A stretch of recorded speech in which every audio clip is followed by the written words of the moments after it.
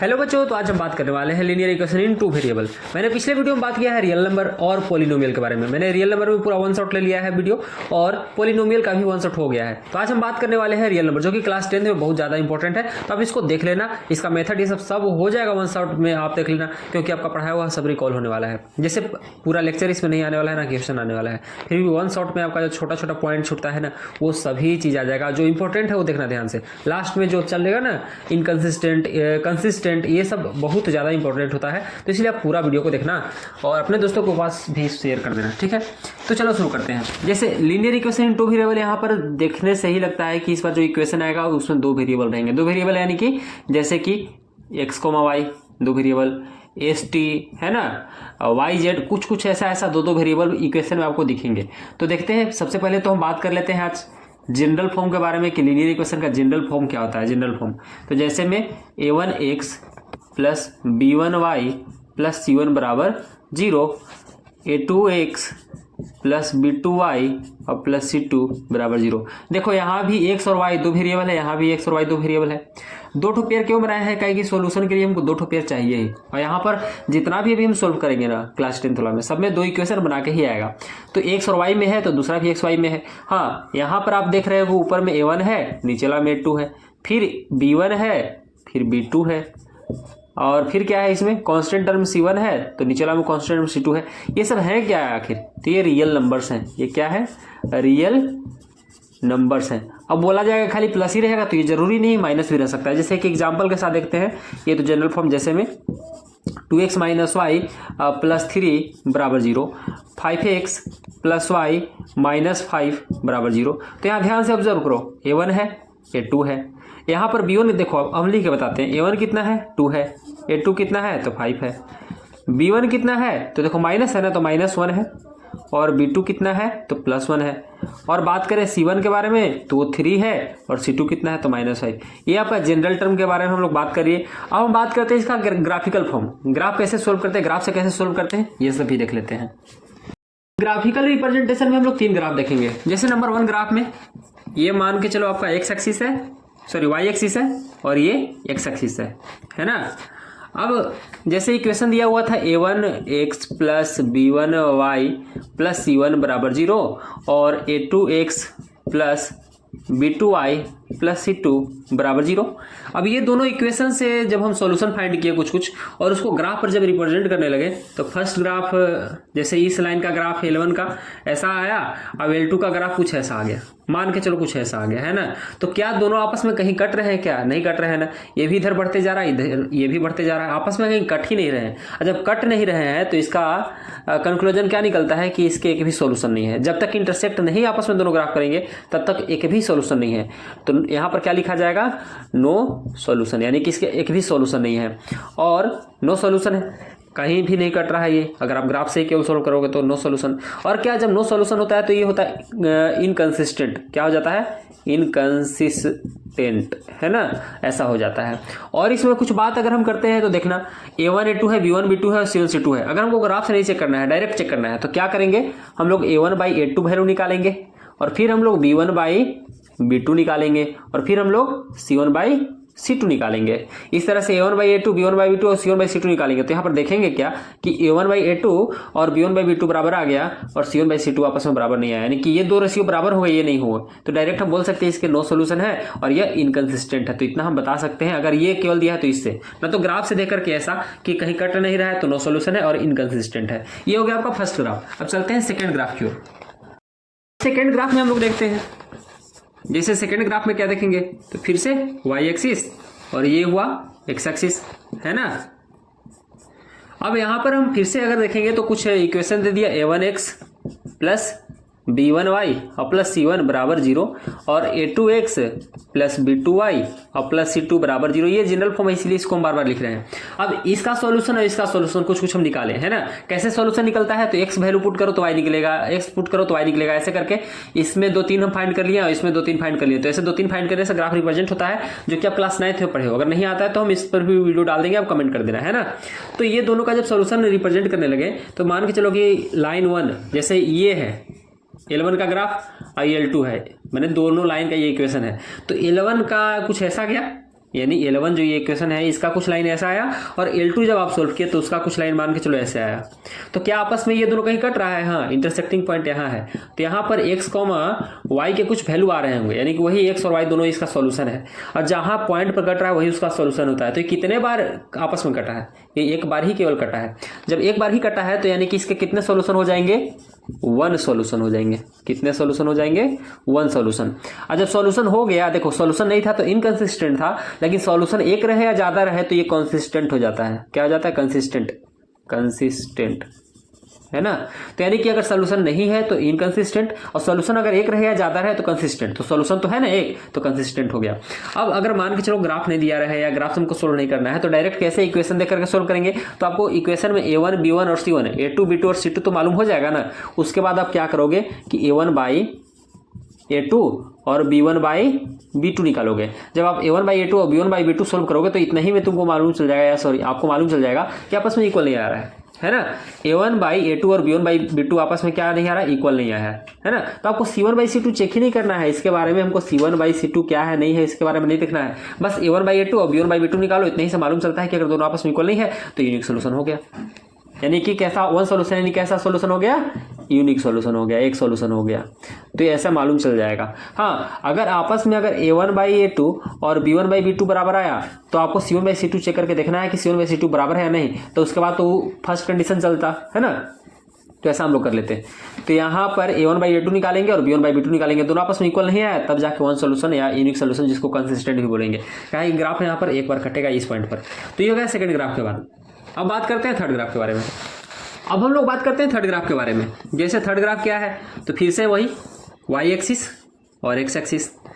अब यहाँ पर जब देखेंगे तो फिर से वही A1x plus A1x plus B1y plus C1 बराबर 0 और A2x plus B2y plus C2 बराबर 0। तो अगर इसका, इस लाइन L1 का, इस लाइन L2 का, दोनों का जब हम यहाँ पर सॉल्यूशन निकाल करके रिप्रेजेंट करेंगे, जैसे फर्स्ट लाइन L1 का यहाँ पर ग्राफ इस तरह से गया है तो L2 का ग्राफ भी इसी के ऊपर से जस्ट जाएगा। यानी L1 और L2 दोनों एक दूसरे पर कोइंसिडेंट कर जाएंगे, ऐसा बोल सकते हैं। दोनों एक ही ऊपर से जा रहे हैं, हल्का भी अंतर नहीं है दोनों में। यानी कि प्रत्येक पॉइंट पर ये दोनों आपस में कट रहा है, जहां पॉइंट उठा वहां भी ये आपस में ये कटते जा रहा है। तो ऐसे देखेंगे तब तो बहुत बार आपस में ये लोग कटे हैं।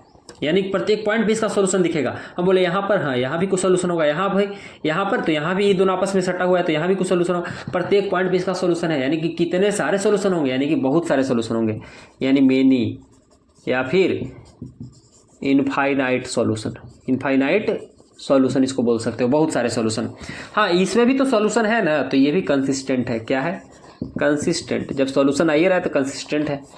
चलो इतना हो गया। अब हम लोग ग्राफ से तो देख लिए, अब ऐसे देखे तब तो आप पीछे पढ़े होगे, जैसे फर्स्ट ग्राफ में देखे हो कि वहाँ पर नो सॉल्यूशन था, तो वहाँ हमको A1 by A2, B1 by B2 और C1 बाई C2 निकालना था। यहाँ भी वही निकालेंगे, लेकिन यहाँ पर तीनों आपस में बराबर होंगे। जब बहुत सारा सॉल्यूशन होगा, मेनी इनफाइनाइटली सॉल्यूशन होगा, तो A1 बाई A2 और B1 बाई B2 तो बराबर होगा ही, जैसे उसमें था नो सॉल्यूशन में। साथ में यहाँ पर C1 बाई C2 बराबर हो जाएगा। जैसे वहाँ पर नो सॉल्यूशन में ये आपस में इक्वल नहीं था, लेकिन यहाँ पर ये इक्वल है, तो ये मेनी सॉल्यूशन का केस हो गया। तो ये हो गया तीनों ग्राफ, जो कि बहुत ज़्यादा इंपॉर्टेंट है। ग्राफ से भी आप देख सकते हो, चेक कर सकते हो अगर एग्जाम में आ गया तो, या फिर ऐसा पूछ दिया कि कंसिस्टेंट है कि इनकंसिस्टेंट है सोल्यूशन, या फिर इनफाइनाइट इसका सोल्यूशन है, 1 सोल्यूशन है, नो सोल्यूशन है, क्या है, ये सब चेक कर सकते हो इससे। तो ये बहुत सारा बात हो गया यहाँ पर। अब बात करते हैं मेथड ऑफ सोल्यूशन, कैसे हम सोल्यूशन फाइंड करते हैं, उसका क्या मेथड है। तो उसमें एक मेथड शायद गायब किया गया, क्रॉस मल्टीपल वाला। यहाँ पर सब्स्टिट्यूशन और एलिमिनेशन मेथड के बारे में हम लोग बात कर लेते हैं। हम लोग बात कर लेते हैं मेथड। क्या मेथड? यानी मेथड ऑफ सॉल्यूशन कैसे हम फाइंड करेंगे। मेथड ऑफ सॉल्यूशन, कैसे सॉल्यूशन फाइंड करना है। तो जैसे फर्स्ट हम बात करते हैं सब्स्टिट्यूशन। फर्स्ट कौन सा मेथड है? Substitution method. यहाँ पर सब्स्टिट्यूट करते हैं, वो क्या है? तो जैसे हम एक पहले इक्वेशन लिखते हैं, x प्लस वाई बराबर 3 और माइनस एक्स प्लस 2y बराबर 5 ऐसा कुछ लिख लिया है ना। तो सबसे पहले तो देख लेते हैं इसका सॉल्यूशन है भी या फिर नहीं, है ना। तो सॉल्यूशन रहने के लिए, एक सॉल्यूशन रहने के लिए क्या करना पड़ता है, हमको a1/a2 निकालना रहता है। तो निकाल के देख लेते हैं। a1/a2 कितना है, देखो 1/-1 1/-1 और b1/b2 निकाल के देख लेते हैं। ये क्या है, तो b1 कितना है 1 और b2 कितना है 2, तो 1/2 यहाँ पर, यानी कि 1/-1 यहाँ पर 1/2, तो यानी कि a1/a2 और b1/b2 आपस में इक्वल है ही नहीं, यानी कि इसका यूनिक यानी 1 सॉल्यूशन होगा। तो ऐसा जब सॉल्यूशन है इसका, तो इसमें सॉल्यूशन तो हम फाइंड कर सकते हैं ना। तो सॉल्यूशन फाइंड करना है, अब सॉल्यूशन फाइंड भी करना है तो सब्स्टिट्यूशन मेथड से। तो सब्स्टिट्यूशन मेथड कैसे लगाएंगे, तो यहाँ से फर्स्ट इक्वेशन से, ये आपका इक्वेशन 1 हो गया, इक्वेशन आपका सेकंड हो गया। तो सॉल्यूशन में क्या करेंगे, फर्स्ट इक्वेशन से x का वैल्यू निकालेंगे। तो x बराबर कितना हो जाएगा, x बराबर कितना हो जाएगा, y उधर चला जाएगा तो -3 हो जाएगा, 3 - y हो जाएगा, 3 - y क्या था, x + y बराबर 3। तो x बराबर कितना हो जाएगा 3 और प्लस y उधर जाकर -y, तो ये हो गया आपका, ये x का वैल्यू आ गया, 3 - y।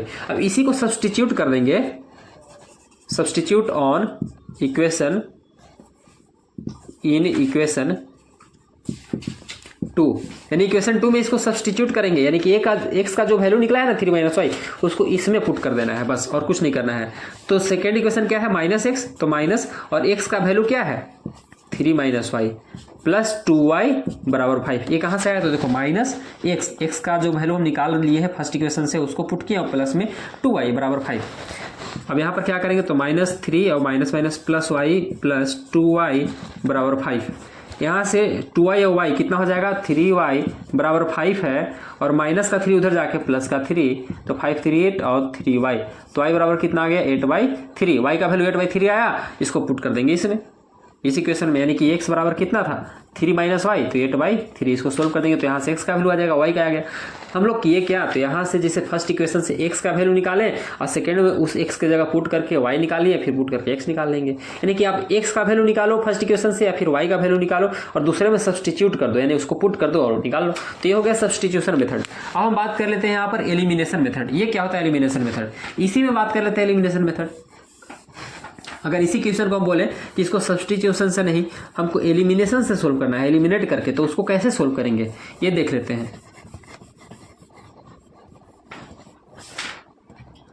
अब जैसे ये है और इसको हमको सोल्व करना है इस बार एलिमिनेशन मेथड से, एलिमिनेशन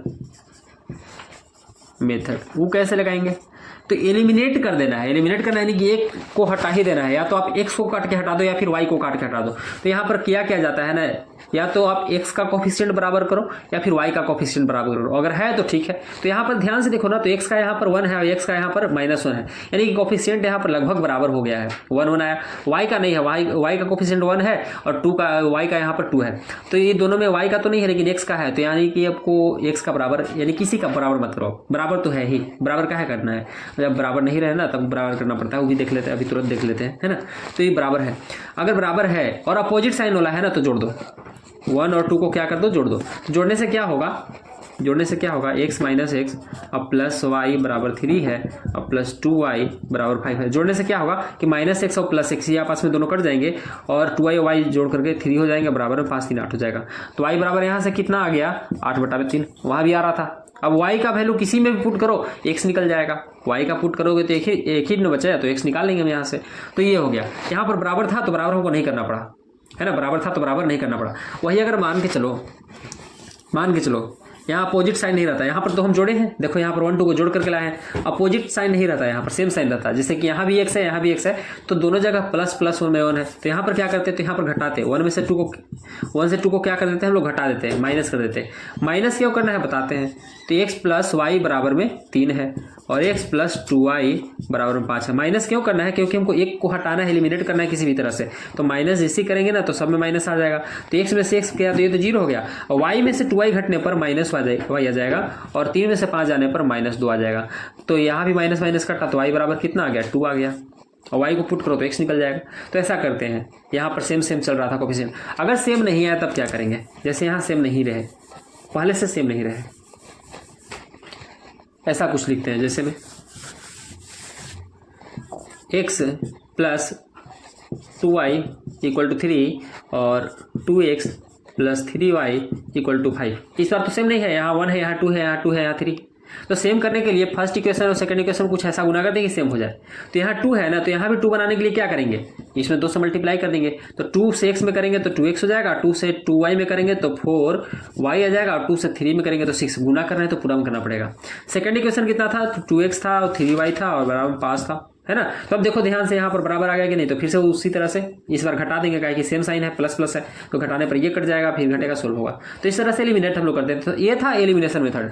क्रॉस मल्टीपल शायद नहीं है, इसलिए मैं नहीं बता रहा हूँ, रहेगा तो मैं बता दूंगा, ठीक है। ये था आपका linear equation in two variable, जिसमें हम लोग बात कर लिए पूरा ग्राफ भी देख लिए, और क्या जनरल फॉर्म देख लिए, और क्या देखिए इसका मेथड देख लिए कैसे सोल्व करना है। हमको पूरा क्वेश्चन इसमें नहीं करवाना था, हमको शॉर्ट में एक वो रिकॉल करके हमको, यानी कि एक तरह से रिकैप करवाना था। जो आप पढ़े हो पूरा एक बार में हो जाए, 15 मिनट में, 10 मिनट में, जितना भी, और वो हो जाए, ठीक है। तो मिलते हैं नेक्स्ट वीडियो में किसी नए टॉपिक के साथ। आप कमेंट करना आपको कैसा लगा, अपने दोस्तों के साथ शेयर करना और चैनल को सब्सक्राइब करना। थैंक यू, मिलते हैं नेक्स्ट वीडियो में।